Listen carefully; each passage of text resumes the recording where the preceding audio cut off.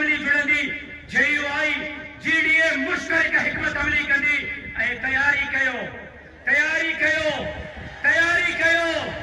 जेडी चोर असेंबली वेंदा उन्हनि कराची में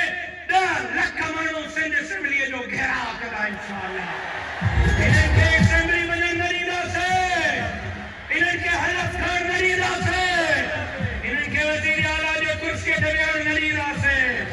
जेकॾहिं को वेठो त हुकूमत हलण न ॾींदासीं हुकूमत हलण बस यो जवाब ॾियो इहो ई नारो हुकूमत हलण न ॾींदासीं ऐं